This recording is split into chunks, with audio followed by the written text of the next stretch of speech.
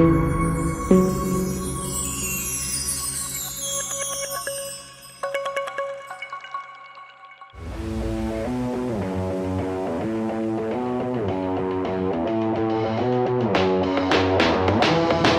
processus d'éveil, en tout cas tel que Ken et moi on en parle, c'est ce processus qui consiste à réaliser que tu es conscience, hein, et que tu n'es pas simplement même une conscience, hein, ta conscience, mais que ta vraie nature, eh bien, c'est la conscience une, dans le sens de l'unité, hein, et que donc tu es cette conscience infinie qui s'exprime sous toutes les formes, hein, et dans laquelle tout apparaît. Alors, vu ce qui se passe dans le monde aujourd'hui, hein, on pourrait dire ah ben si je suis la conscience une, et si ce qui se passe dans la conscience une, c'est conflictuel comme ça, et que peut-être pour certains c'est apeurant aussi, alors c'est peut-être pas une bonne nouvelle d'être la conscience une. Ce processus d'éveil, si tu veux, il impacte la manière dont tu vois et dont tu vis et dont tu es ou pas affecté par ces remous du monde extérieur. Donc, le moi séparé, lui, se vit en fait comme une chose, comme le corps, comme une chose séparée, qui peut faire l'expérience de la peur, qui peut faire l'expérience du manque, qui peut être confronté à la privation de liberté.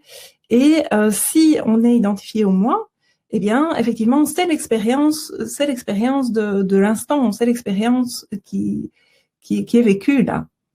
Mais quand on se reconnaît en tant que conscience pure, qui apparaît comme la forme, mais qui, en son essence, est toujours conscience, eh bien, ça peut être reconnu que, en tant que conscience, tu es libre, que, en tant que conscience, tu n'es pas quelque chose qui peut être attaqué ou apeuré ou toutes ces choses que j'ai citées avant. Donc, depuis cet espace de reconnaissance de ta vraie nature, conscience, il y a une paix, il y a une douceur intérieure à ton expérience de toi-même qui n'est pas affectée par les remous de surface, si tu veux, de ce qui apparaît comme le monde. Même si parfois ce que tu appelles le moi est perturbé ou peut ressentir des vagues, la conscience, c'est un peu comme un océan tranquille, imperturbé. Et ces perturbations du moi de surface, eh ben, elles se font à la surface de l'océan, et donc elles n'affectent pas cette tranquillité de fond, cet espace, cette conscience illimitée que tu es.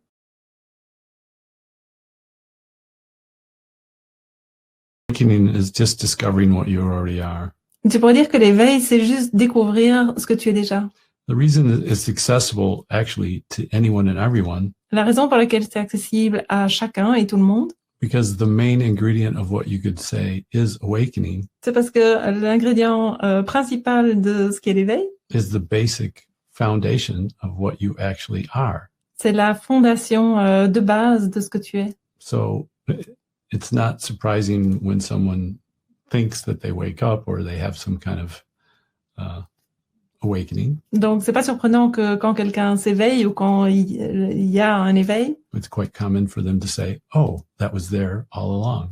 c'est c'est pas rare que ce qu'ils disent c'est oh mais en fait c'était là depuis toujours. It's like discovering the most wonderful treasure that you could ever discover and finding out that treasure is actually you. C'est comme découvrir le plus merveilleux trésor que tu puisses découvrir et trouver qu'en fait ce trésor c'est toi. And you in the larger sense, Et, something beyond the little self that you think you are most of the time. mais ce toi, c'est quelque chose de plus large que le petit moi, que ce petit moi que tu penses être la plupart du temps.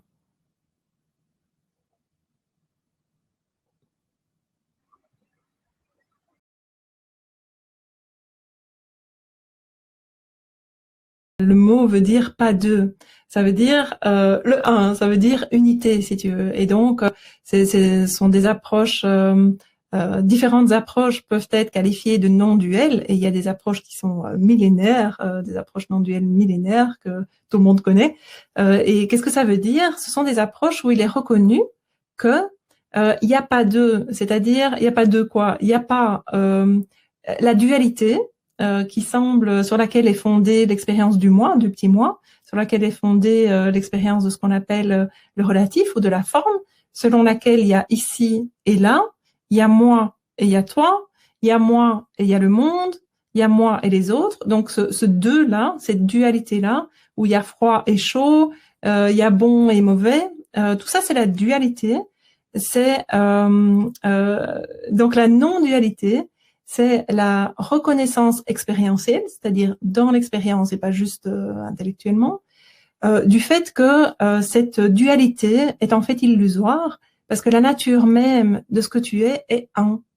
Elle est cette nature même, ta vraie nature, elle est une, elle est tout, elle fait un avec ce que tu es ceci et les autres, tu es le monde. Tu es ce qui semble être la petite personne, mais tu es aussi tout le reste. Hein. Et donc, c'est ça la non-dualité. Tu peux voir que beaucoup en général, les approches mystiques sont non-duelles, si tu veux. Hein. Mais pas que les approches mystiques, les approches, tu pourrais dire, les approches bouddhistes, le zen, ou voilà, il y a plein d'approches qui, en fin de compte, se rejoignent dans cette reconnaissance du un, de l'unité de toute chose. Et ça, c'est la non-dualité.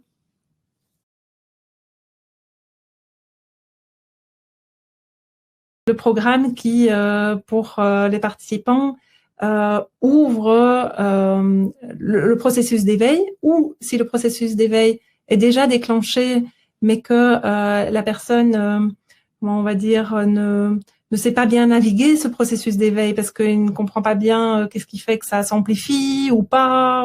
Donc c'est un programme qui est vraiment fait pour voir pour toi-même en fait quelle est la pratique, quel est l'angle en fait qui va permettre que pour toi la conscience, donc la reconnaissance de ce que tu es, puisse s'ouvrir et puis venir plus à l'avant-plan.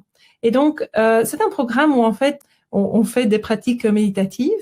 Il y a absolument aucun besoin d'avoir médité, parce que il y a certainement la moitié des participants qui suivent ce programme et qui n'ont jamais médité. Ça n'est absolument pas un souci. Ce qui a été montré en fait dans les recherches, c'est que il n'y a pas une méthode dans les méthodes les plus puissantes, si tu veux, il n'y a pas une méthode qui marche pour tout le monde. Donc il y a des méthodes qui sont plus efficaces, si tu veux, pour déclencher ce processus d'éveil ou pour l'approfondir, et qui donne un accès à ce dont les sages parlent, hein, la vacuité, cette unité, enfin tous ces rapports que tu connais certainement, dont tu as certainement déjà entendu, dont les mystiques parlent, voilà. Et ces expériences, tu pourrais dire, donc cette reconnaissance de toi-même en tant que conscience une, eh bien, elles sont favorisées, elles sont déclenchées de manière préférentielle par certains types de pratiques, en fait. Mais, comme j'ai dit, pour toi, eh ben, on peut pas savoir laquelle ça va être. En revanche, comme il y a un certain nombre de groupes de pratiques qui fonctionnent particulièrement bien, ce que la recherche a montré, si tu veux, c'est que si tu essayes un peu tout, eh bien, il y en a qui vont fonctionner pour toi. Mais ce qu'il y a, c'est que on peut pas savoir à l'avance lesquels. Et donc, dans ce programme, eh bien, on propose toute une série de pratiques qui vont à la fois te permettre de découvrir en fait lesquelles déclenchent pour toi le plus fortement en fait cette ouverture de la conscience, ce chemin d'éveil, et aussi par le fait que tu les fais toutes. En fait, ce qui est particulier, c'est que une fois que ce processus est déclenché, eh bien, c'est comme si les autres pratiques viennent amplifier, si tu veux, le phénomène. Donc, il y a un effet à la fois de diversité des pratiques, mais il y a aussi un effet d'intensité et de concentration des pratiques. Et alors, à côté de ça, dans ce programme, eh bien, il y a toute une série d'enseignements non duels, hein, c'est-à-dire quand vous posez des questions, eh bien, on y répond. Donc, dans ce programme, il y a, tu pourrais dire, tout un chemin de familiarisation avec cette perspective de l'éveil sur le monde, qui permet que quand ces phénomènes se passent et quand ces expériences surgissent au travers de ces pratiques méditatives, eh ben, elles peuvent être reconnues. Elles peuvent être reconnues comme telles, et parce qu'elles peuvent être reconnues, elles peuvent être entretenues, Et c'est là qu'il peut y avoir, pour chacun, vraiment à la fin du programme, chacun a repéré en fait quel est son mode préférentiel, si tu veux, d'entrée dans le processus d'éveil, dans l'entretien du processus d'éveil et l'approfondissement du processus d'éveil. Donc ça c'est ce programme qu'on propose, et donc c'est un programme en ligne. C'est un programme intensif. Faut savoir que parce que justement ce qui fait son succès, son effet, c'est que il y a cette intensité, cette diversité des pratiques. C'est un programme qui est intensif, qui est sur 10 semaines, et il y a moyen de faire le tour, si tu veux, de toutes ces pratiques dont j'ai parlé. Et donc chaque semaine, en fait, tu vas, en gros, je caricature, c'est pas tout à fait comme ça, mais je caricature, tu vas avoir des expériences différentes, et en général, tout au cours de la semaine, tu reçois en fait des instructions à des moments réguliers de la semaine. Donc au début, c'est presque tous les jours. Après, ça se calme un peu plus, mais donc si ça te tente, c'est un programme qui demande vraiment de consacrer 10 semaines à cette entrée dans l'éveil.